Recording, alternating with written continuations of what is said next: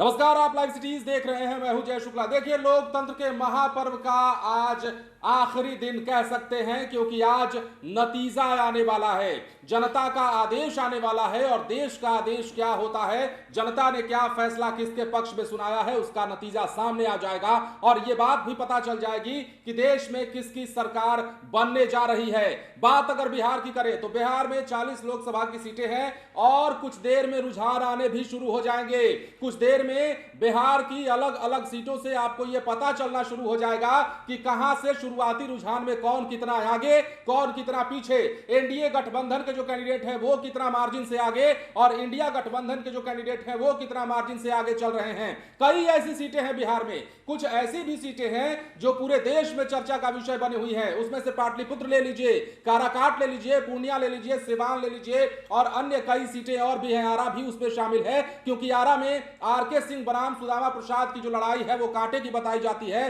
बात रही पाटलिपुत्र लोकसभा सीट की, तो यहां पर तीसरी बार में सवाल यह है कि क्या मीसा भारती अपने इस पड़ाव को रोक पाएंगी, ठहराव को रोक पाएंगी। क्योंकि इस बार कहा जा रहा है कि मीसा भारती जो है वो आगे निकल सकती है रामकृपाल यादव से। ये हम नहीं कर रहे हैं, ये तो देखिए जब नतीजे आएंगे कुछ ही देर के बाद, जब रुझान आने शुरू होंगे, पता चल जाएगा। लेकिन एग्जिट पोल में जिस प्रकार बताया गया है, और पूर्णिया की बात कर लेते हैं, तो पूर्णिया के चुनावी मैदान में एक तरफ राजद की उम्मीदवार यानी कि राजद के टिकट पर महागठबंधन की ओर से लड़ रही बीमा भारती है, तो दूसरी तरफ पूर्णिया में पप्पू यादव है। अब देखना होगा, संतोष कुशवाहा भी एनडीए की ओर से हैं, तो त्रिकोणीय मुकाबला बिहार की कई सीटों पर होने जा रहा है। मतलब आज नतीजों की बारी है और कुछ ही समय में हम आपको रुझान बताने चले आएंगे कि कहां किस सीट पर पहले रुझान में, दूसरे रुझान में, या फिर कई राउंड की जो गिनती शुरू होती है, तो पहले राउंड की गिनती के बाद कौन कितना आगे है, दूसरे राउंड की गिनती के बाद कौन कितना आगे है, और शाम तक तो तस्वीरें साफ ही हो जाएंगी। 2-3 बजे के बाद तो पूरी तस्वीर साफ हो जाएगी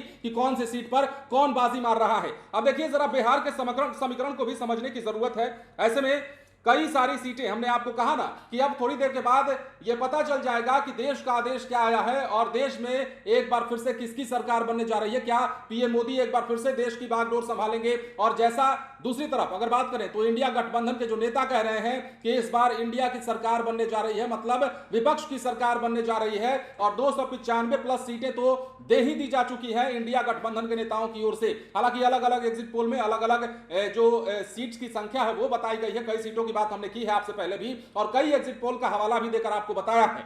लेकिन ऐसे में 40 सीटों पर वोटों की गिनती बस आपको कुछ देर में शुरू हो जाएगी और रुझान आने शुरू हो जाएंगे और हम आपको रुझान बताने आएंगे। 40 मतगणना केंद्र बनाए गए हैं और इस बार 7 चरणों तक चले चुनाव में कुल 497 यानी कि 497 कैंडिडेट्स जो है वो मैदान में है। इस बार के चुनाव में कुल 56.19% वोटर्स ने मतदान में हिस्सा लिया है। चुनाव आयोग की रिपोर्ट के मुताबिक इस बार अपने सांसद को चुनने में पुरुषों से ज्यादा महिलाओं ने भागीदारी दिखाई है और इस बार 53.28% मेल वोटर्स ने वोटिंग में हिस्सा लिया। तो फीमेल वोटर्स का आंकड़ा 59.39% रहा, मतलब 59.39% महिला वोटर्स का परसेंटेज रहा है। शिवहर, किशनगंज, पूर्वी चंपारण, पाटलिपुत्र सीट के परिणाम पहले आएंगे। पटना साहिब, नवादा और गोपालगंज का रिजल्ट आखिरी में आ सकता है। अब देखिए, कई सारी चीजें, कई सारे आंकड़े निकलकर अब तक सामने आते रहे हैं और जैसा कि हमने आपको बताया, बिहार में कई लोकसभा की ऐसी सीटें हैं जिन पर नजर पैनी रहेगी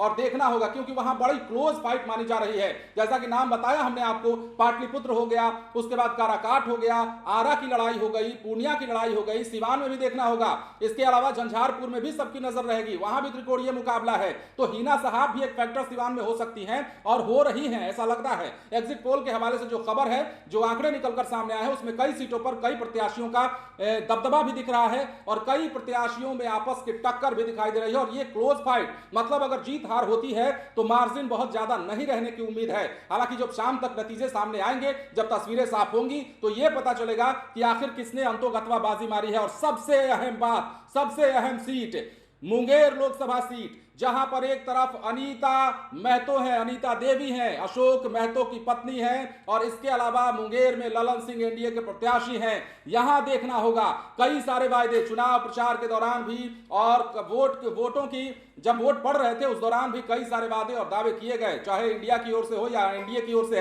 हो। बिहार में कैंपेनिंग का दौर चालू रहा। 7वें चरण का जब मतदान हो रहा था 1 जून को, उस दौरान तक जो है, उससे पहले तक आपने देखा कि किस प्रकार जब चुनाव प्रचार का शोर एक दिन पहले थमा, उसके पहले तक लगातार चुनावी सभाओं का दौर चलता रहा। अलग अलग सीटों पर देश के प्रधानमंत्री ने भी यहां पर चुनावी सभा को संबोधित किया। इसके अलावा जेपी नड्डा आए, योगी आदित्यनाथ आए, अमित शाह आए और बिहार के चुनावी मंच से कई सारी बातें, कई सारी अपील सबके अपने वोट में, अपने कैंडिडेट के पक्ष में की गई। लेकिन दूसरी तरफ तेजस्वी यादव ने 250 प्लस जनसभाएं की, डबल सेंचुरी लगाई और कमर के दर्द से परेशान होने के बाद भी वो बैठे नहीं। अब देखना होगा कि तेजस्वी यादव की यह मेहनत रंग लाती है या फिर एनडीए नेताओं के जो बयान है, जो चुनावी जनसभा से संबोधित करते हुए उन्होंने बड़ी बड़ी हुंकार भरी है, वो काम आता है। मुद्दा क्या होता है, और इस बार जब जनता वोट कर चुकी है, ईवीएम में सबकी किस्मत बंद है, वो तुरंत ही खुलने वाली है और जब रुझान आता है तो पहले राउंड की गिनती के बाद ही रुझान आने शुरू होंगे और हम आपको बताने उपस्थित हो जाएंगे कि कहां कौन बाजी मार रहा है, कहां क्या स्थिति और परिस्थिति पैदा हुई है। फिलहाल